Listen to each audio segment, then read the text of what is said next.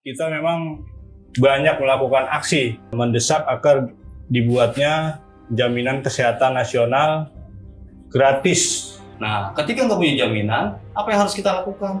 Nah, itu yang masyarakat belum paham. Jadi masyarakat nggak ujuk-ujuk, nggak punya jaminan, terus langsung jadi pasien umum atau pribadi. Masalah nanti surat-surat dibantu sama teman-teman dari Keswat. Benar begitu ya? Pada dasarnya juga rumah sakit harus memberikan edukasi. Karena itu Permenkes yang dikeluarkan. Tapi ada juga yang memang, berarti pakai umum ya, langsung ditembak gitu kan? Iya. Mencari keuntungan dari ketidakpahaman masyarakat. Itu yang kita awasi. Seandainya pun pemerintah menjalankan auditnya secara betul, jam keswat pun nggak perlu repot-repot. Betul. Benar ya? Betul. Pada faktanya di lapangan itu, walaupun dia punya jaminan di rumah sakit nakal itu, mendorong pasien itu untuk menjadi pasien umum. Alasannya klasik sih, anggaran. Pekerja itu mengutamakan asuransi komersil. Sampai sono, ya walau alam ya kita nggak tahu keadaan. Sampai sono pasien ternyata meninggal. Kayak main apa ya, sama Sangka-sangkaan gitu. teman gitu tuh yang bawa ke sana. Ini nyampe nggak? Ayo kalau nyampe lepas bungkus. Lah, Wah, kok jadi kata? Gimana sih? Kadang-kadang tuh ada juga pengalaman bisnis. Kita nganterin nih, ya kan ke daerah Jawa Tengah atau Jawa Timur. Pulang-pulang ada aja yang suara-suara suara-suara yang ketemu di dalam ambulan gitu. Karena kan tahu sendiri kan ambulan kita supir nggak ada sekat buat ke belakang, ya kan. Tiba-tiba keadaan gelap ya kan, ada suara gituan kita mulai panik gitu kan. Ya udah, terus kita halusinasinya positif aja lah. Mungkin dia mau bilang terima kasih cuma kagak bisa gitu kan. Jadi bilang bahasanya beda lagi ya. Bahasanya beda. Gue tahu itu supir lagi ngantuk. Gitu. Iya. Biar oleh. Iya, bicara relawan jam keswat memang dari harapan dari masyarakat itu kita bagaikan seorang dewa penolong. Jadi apa aja kita urusin dari administrasi sampai Kendaraan juga ya. iya supir ambulan. Saya nggak punya pengalaman itu terkait dengan mengantar jenazah itu ke wilayah Jawa Tengah, itu ke Wonogiri. Jadi Cuma jadi gini-gini bang. iya dari habis maghrib berangkat ke Wonogiri ya sekitar jam 3 jam 4 itu ya karena memang kita bukan supir akap ya. Bukan supir akap. ADP doang ADP. Kita supir darurat aja Bang. Tadinya niatannya cuma mau minjemin ambulan, tapi nggak ada supir, akhirnya kita yang bawa juga. Itu di sekitar jam 3-an itu kayaknya di tol Tali Kampung itu antara perbatasan Semarang dan Solo itu kan tolnya itu muter. Iya, keluar itu muter. Karena kecepatan kita memang lumayan di atas gocap lah, di atas 50. Itu memang mobil itu ban belakangnya, ban samping itu, depan belakang itu ngangkat karena memang kecepatan tadi itu gitu, pakai ambulan tadi. Udah itu kita ikutin aja tuh, memang karena posisi memang sadar atau nggak sadar karena ngantuk itu, ikutin pas udah jalan lurus itu ngegabruk aja langsung, brek aja gitu. Wah, berarti tadi ban sebelah kanan ini ngangkat dong, karena muter tadi itu. Ya muternya kita bukan karena sok-sokan formula, mobil formula, enggak, karena kita nggak tahu, baru sekali itu lewat Tol itu ya? Iya, lewat tol itu. Ya akhirnya alhamdulillah kita selamat. Jadi kalau memang jadi kecelakaan, tadinya niatannya nganterin jenazah, pulang bisa jadi jenazah kan? Lu sendiri yang nganter. Jalan aja ya. Kita jangan nganter jenazah anjir. Rambutan atau rambutan ya. Kita bilang gantian bang, gue yang nganter gitu ntar. Ya, maksudnya pengalaman Iya. Sama terakhir kemarin tuh Om, ya kan, gue kan bawa ambulan nih, ya kan, nganter jenazah itu mah bener-bener jenazah dari rumah sakit, ya kan, ke daerah timur sana lah, daerah-daerah Cikarang Kerawang. Lah gue nggak dibilangin kan Om, ya kan, Pak belok kanan, belok kiri, belok kanan, belok kiri, ya kan, pas udah sampai ke rumah duka, pulang, Pak lewat mana ya? Itu Pak lewat yang kuburan tadi. Hah? Lewat kuburan? Oh, baliknya maksudnya? Iya, kan, jadi ternyata gue tuh ngelewatin kober umum, yang kiri kanan tuh bukan aja nggak tahu kan? Lah, gue pulang jadi pikiran kan Om. Itu malam. Malam jam 2 malam. Lu cuma ngikutin arahan. Begini bang. Iya, karena bang. dari sini mau ke rumah duka itu dikasih tahu sama keluarga kan, belok kiri belok kanan, kok jalanan sepi banget kiri kanan, kan nggak curiga. Pas pulang namanya bawa jenazah, mikirin memang tengah malam, iya. Jadi pulang bagaimana ya, lewat tengah kuburan ya kan. Ngopi dulu bang gitu. Tidak ngopi loh situ. Akhirnya nekat ya kan, karena dari perambulan lama-lama di sini juga kita nggak enak keluarga. Di jalanan itu saya setel ya kan, yang namanya bukan sirene, kayak musik audio kita full jedak-jeduk. Anjir, Kayak udah ngomong. Audio jedak-jeduk tapi hati ini bacaan terus ya kan. Ayo salawatan. Sambil lisan ngomong, jangan ngikut ya, udah jangan ngikut lagi, tolongin ini biar nyampe sono. Salah sama numpang-numpang anak baru mau lewat. kira mau kencing di belakang pohon. Nah, tapi kalau ambulan emang menurut setan kali angkot kali gitu. Iya ya. Ambulan lewat kuburan di stop. Makanya kan ending ya. Bang, stop bang, pasar gitu. Pas sampai tengah-tengah kuburan umum itu, makam umum ya kan, bading kan, ternyata benar kan, ada kiri kanan mengkuburan semua. Akhirnya ada yang nyetopin kita pasar. Ini nggak ada tukang sate. Untung aja nggak ada tukang sate. Bang, sate. Ini nggak ada tukang bokir dia lewat. Bokir. Lewat dari makam umum itu, alhamdulillah bersyukurnya udah kayak apa tahu itu. Iya kan? kayak dapet togel ya. Kan main. Ya gue ekspektasi sih ngeliat anjir supir ambulan tuh yang bikin ngeri tuh apa? Ketika dia nyupir di jalanan sepi, yang bikin horor tuh kaca tengah tau gak lu? Oh iya ini, karena kan fokusnya di belakang. Iya. Gua aja bawa mobil pribadi nih, Iya. was-was mulu gua sama kaca tengah, di belakang ada siapa nih, kadang-kadang kan pikiran kemana-mana begitu. Makanya kaca tengah itu atasin aja ya. Iya, lu gitu kan? Kalau kosong kita tutup. Nah, ini dengan Pakai plastik hitam. Plastik hitam. Iya, kita tutup aja kita. Biar jangan ada yang apa enggak lu ada pinjam lu aja dari kaca lu lihat sendiri. Masukkan. Udah selfie. Kaget sama pas sendiri gua. Ternyata gua kata gitu. Ya itu sih ketika bawa jenazah itu doang. Pengalaman isengnya ketika ya itu tuh ketika ada jenazah kita happy ya kan, menolong orang, ketika kosong pikiran. Ada jenazah gue happy. Ya, ada Nanti kok ada yang meninggal, wih, gue happy nih gitu. kita happy itu karena jiwa sosial kita, ayo kita anterin sampai pulang. Tapi selesai, kita jadi gemeteran ya kan. Ngikut lagi kagak nih ya? Ngikut lagi enggak nih ya? Iya, harusnya lu nginep aja bro. Iya, harusnya begitu. Ntar aja balikin dulu. Gua takutnya supir ambulan nih. Siapa tahu nih pasien punya anak yang cakep kan. Dengan segala apa yang lo lakukan ini untuk masyarakat, yang notabene lo bukan dari bagian dari kepemerintahan, tapi all out ini untuk membantu masyarakat. Apa tujuan lo? Kalau untuk masalah ya jiwa sosial lah, bullshit lah kalau kata gua. Begitu udah banyak, cuman ujung-ujungnya pasti ada yang dituju. Iya. Tapi kalau ini kan banyak se-Indonesia nih. Tujuannya bukan ke situ doang mungkin. Ada tujuan apa nih? Tujuan apa yang lu capai lah dari situ lagi? Oke, yang pertama dan paling utama adalah dengan berdirinya Jamkeswat di Negara Kesatuan Republik Indonesia ini adalah sebagai kontrol publik terhadap jalannya jaminan kesehatan nasional.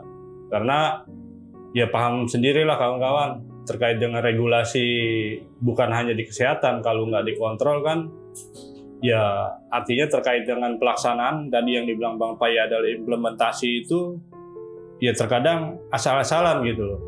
Karena kita kontrol aja ya banyak keluhan dari masyarakat, apalagi nanti kalau nggak ada kontrol publik. Yang itu yang pertama. Yang kedua adalah kami relawan Jamkeswat itu menularkan kepada teman-teman relawan seluruh Indonesia bahwa kita jadikan menolong itu adalah sebuah hobi.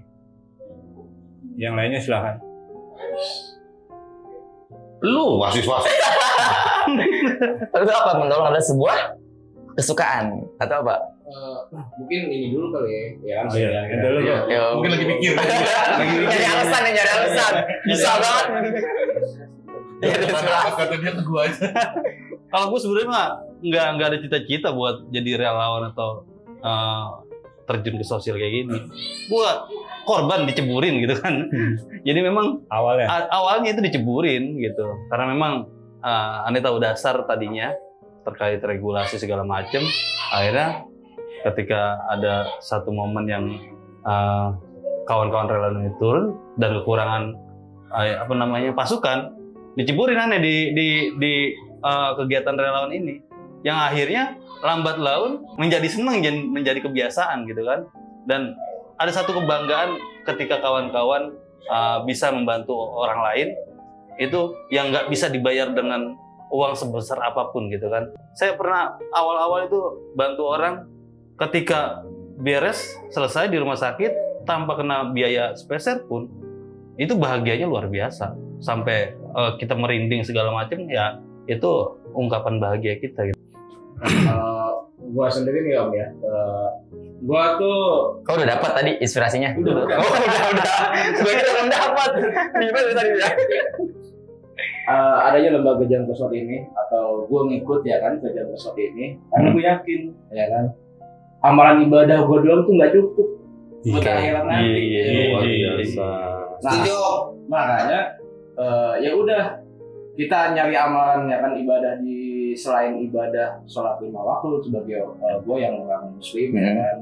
Dan juga gue punya prinsip lakukan dan lupakan. Ya kan? Lakukan ketika kita mengadvokasi pasien sampai dia mendapatkan kebahagiaan, dan lupakan itu sehingga nantinya menjadi amal ibadah buat gue nih ya kan, dan keluarga gue ya kan. Jadi sehat pada ya. Jadi sehat. Amin. Cakep sih kata-katanya. Tapi sampai sih dapat inspirasi keren banget kayak gini. Mau kepo Pak. Mikirnya lama itu mikirnya. Iya. Tidurnya malam sebelah kanan. Tidurnya sebelah kanan. Jadi laki biasanya. Gue inget Om, jadi sebaik-baiknya manusia itu bermanfaat untuk orang lain. Betul. Oh, pincang itu kan kata-kata gua udah. Kopi paste itu kayaknya. Kurang inspirasi tuh kayak dia loh. Ini gua baru lagi nih ada nih. Gua nangkep tadi kata-katanya gitu. Jadikan perbuatan baikmu seolah-olah kamu berbuat untuk yang pertama kali. Meskipun udah berkali-kali lo lakuin. Iya nggak sih? Betul. Keren juga gitu. Ya.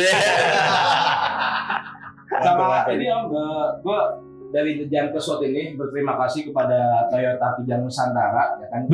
Kenapa nih? Karena dari Toyota Kijang Nusantara itu telah memberikan mengamanahkan 1 unit ambulan ya kan kepada kita relawan Jalan Kesot untuk menolong pasien-pasien yang membutuhkan. Oh, jadi Tuh. mobil TKN. Iya dong. Yang kita bawa ini selama ini ya mobil TKN, karena nggak ada yang memberi kita unit. Tapi boleh nggak misalkan dari komunitas lain ingin memfasilitasi jam kesot ini dari kendaraan ataupun armadanya? Boleh nggak? Kalau kita gimana? Iya, artinya kita terkait dengan sumbangan-sumbangan itu boleh, nggak masalah. Cuman memang yang tidak bersifat mengikat gitu. Terkait dengan sumbangan baik berupa alat ya ataupun tadi ambulan berupa unit mobil yang memang tidak mengikat terhadap kerja-kerja kita. Karena memang ketika memang kita diberikan amanah mobil ambulan tadi, itu kan meringankan kerja Jam Kesot gitu kan. Oke. Terus ini terakhir, harapan-harapan dari Jam Kesot itu apa sih ke depannya? Harapannya memang kalau kita dari DPN, Dewan Pimpinan Nasional Jam Kesot itu ya untuk pemerintah, kalau dulu-dulu itu kan mau bikin aturan, mau bikin regulasi itu ada namanya public hearing atau mendengarkan dari masyarakat seperti apa sih ini aturan yang mau kita buat. Coba dari masyarakat atau public hearing itu didengarkan gitu loh suara-suaranya. Contohnya yaitu saat ini banyak regulasi-regulasi itu atau aturan yang memang tidak menguntungkan para peserta BPJS Kesehatan. Jadi kita minta yang pertama adalah tolong jangan kurangi PBI APBN di tingkat nasional yang memang Permensos 92 itu muncul sebesar 9,1 juta jiwa yang dinonaktifkan. Yang selanjutnya yang kedua adalah terkait dengan para pekerja yang di PHK itu kita minta otomatis mendapatkan manfaat 6 bulan. Yang selanjutnya yang ketiga adalah tolong diperhatikan lagi terkait dengan kelas rawat inap standar, karena memang di lapangan tolong para pemangku kebijakan itu melihat di lapangan itu seperti apa pasien-pasien, contoh iur biaya, fraud atau curang, kamarnya penuh, dan lain-lainnya. Yang selanjutnya, yang keempat adalah terkait dengan mobile JKN. Mobile JKN itu yang versi terbarunya, tolong untuk dipermudah kepada masyarakat menggunakan aplikasi tersebut. Karena memang mau ganti paskes dan lain-lainnya itu kadang-kadang, ya contoh kalau kita bicara di kota-kota besar itu mungkin sudah biasa menggunakan Android. Cuman untuk di daerah-daerah terpencil itu agak kesulitan mereka untuk menggunakan Android. Sosialisasi. Selanjutnya adalah terkait dengan 1400-500 yang sekarang menjadi 168. 165 call center care dari BPJS Kesehatan itu dibebankan kepada peserta itu. Contoh baru nelpon 2 menit aja udah kena pulsa itu sebesar kalau bisa 10.000, dan itu menjadi beban peserta. Bagaimana nanti masyarakat mau bertanya, menjelaskan seperti apa, itu juga termasuk kan bentuk edukasi dari BPJS Kesehatan. Coba ada WhatsApp juga ya? Iya, harusnya dibebankan kepada penyelenggara atau kepada pemerintah biar gratis lah kita minta gratis supaya ya ngobrolnya enak gitu, nggak terburu-buru gitu kan. Jadi orang jelas terkait dengan call center tadi. Jadi yang kita titik beratkan adalah jangan sampai PBI penerima bantuan iuran ini dihapus oleh pemerintah. Kalau bisa memang ditambah, jangan dikurangi lagi. Mungkin dari teman-teman yang lain harapannya seperti apa? Silakan. Bang Ripai? Ya, kalau dari saya, masyarakat agar lebih sadar gitu kan terkait kelengkapan data diri, karena yang tadi kita bahas adalah terkait data diri. Nah, kemudian banyak masyarakat juga yang belum terdaftar di BPJS agar segera mendaftarkan diri, karena itu jadi payung buat kita ketika kita sakit. Misalkan kita KTP Cirebon atau KTP Jawa gitu kan, tinggalnya di Bekasi. Nah, nggak punya jaminan apa-apa. Ketika sakit, maka yang akan menjadi beban ya masyarakat itu sendiri. Karena nggak punya jaminan. Nah, nggak bisa tuh dijaminkan oleh pemerintah daerah yang ada di Bekasi karena ber-KTP luar Bekasi. Nah, yang kemudian yang selanjutnya adalah terkait iur yang tadi juga dibahas sama Bang Darius terkait iuran. Iuran sekarang ini kan ada kenaikan. Jadi kalau kelas 1 itu BPJS itu 150.000, Bang. Iya. Kelas 2 itu 100.000, kelas 3 itu 35.000. Nah, ketika masyarakat atau peserta itu menganggap dirinya sudah tidak mampu untuk membayar iuran, maka turunkan kelasnya, jangan didiemin. Kan sekarang ini banyak peserta yang ketika sudah tidak sanggup bayar, udahlah, gue malas bayar lagi udah. Akhirnya tunggakannya membengkak gitu. Akhirnya tunggakannya membengkak, masuk rumah sakit, mau nggak mau dia harus bayar tunggakan tersebut. Iya. Ditambah lagi kena denda keperawatan 5%. Itu akan menjadi satu beban lagi buat peserta atau masyarakat. Nah, harapannya ketika memang sudah tidak sanggup bayar iuran, turunkan kelasnya. Misalkan kelas 1 dia harus sanggupnya 100, maka turunkan kelas 2. Sanggupnya kelas 3, 35.000, turunkan. Nggak sanggup juga di kelas 3 yang 35.000, maka ajukan ke pemerintah daerah untuk menjadi peserta PBI APBD. Mungkin itu dari saya, Bang. Udah mulai. Bor. Itu aja. Ya. Bor. Udah presentasi belum? Udah. Kan dari diam dulu dia soalnya. Anjing udah diomongin semua sama 2 orangnya. Lagi jadi tadi dia diam dulu. Makanya udah ini katanya. Harapannya Kabupaten Bekasi punya AGD. Kalau gue sendiri ya Om, harapan gue ke depannya satu untuk pelayanan ya kan, untuk pelayanan pasien jangan selalu dipersulit ya kan? Untuk bagi rumah sakit nih, dan untuk bagi pemangku kebijakan jangan mempersulit tentang pasien itu memproses data diri yang tadi disampaikan oleh pemerintah, karena itu kendala yang paling utama. Dan yang kedua, yang selanjutnya apabila ada program segeralah sosialisasikan kepada masyarakat. Karena selama ini masyarakat ini yang tahu cuma kalangan atas doang. Benar. Kita nih yang di bawah, ya saya juga orang bawah rendah ya kan. Nggak tahu program apa yang ada di pemerintahan sekarang. Nah, selanjutnya untuk para pengendara ketika ada ambulan, tolong minggir dikit lah. Ini keluhan pribadi sebagai supir ambulan deh. Kalau ada bunyi siren lain ambulan kasih jalan lah ya kan. Nggak usah disuruh bro ya. Iya. Kalau ambulan nggak ada sirennya ya kan nggak bunyi, ya boleh lah ya kan karena mungkin nggak tahu fungsi, gitu. Ya. Kalau ada sirennya minggir dong dikit gitu, jangan nggak mau ngalah, ya ngalah sedikit. Apa sih? Ya.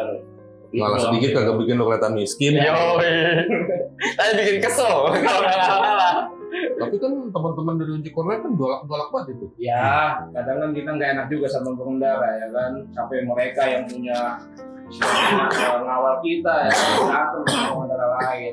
Ya harusnya ambulan itu prioritas yang kedua setelah pemadam kebakaran. Itu aja sih. Oke, teman-teman Jam Keswat. relawan Jam Keswat, thank you banget udah hadir di podcastnya Red Place, bisa berbagi ilmu yang banyak, bisa berbagi pengalaman. Jadi masyarakat di luar sekarang udah mungkin buat yang nonton udah nggak mikir bahwa proses ke rumah sakit itu nggak seribet apa yang mereka pikirkan, bahwa semua itu kita semua sebagai masyarakat punya hak buat merasakan itu semua. Oke, udah sampaikan semua Ibu ya. Udah, cakepin. Cakep dan mantap, ini podcast bener-bener wah padat isinya. Terakhir aja deh, kalau buat masyarakat di sono yang nonton Red Place, dari teman-teman Jam Keswat, apabila ada yang nggak tahu, Betul. harus menghubungi Jam Keswat kemana? Siap. Langsung aja telepon 0821 1484 9610. Oke, ada di bawah ini Nanti ntar nih. Ada di bawah ini Nomornya. untuk khususnya DKI Jakarta silakan, dan juga secara nasional nggak masalah. Oke. Dah. Nomor telepon lu. Oke, kalau mau melakukan pengaduan, masyarakat bisa ke nomor ini juga di 0858 1150 1242. Jadi dimanapun, karena memang saya termasuknya di jajaran nasional, masyarakat bisa melakukan pengaduan ke kami. Oke, itu aja. Gue juga nih. Ambulan. Ambulan lah, lu gimana lu?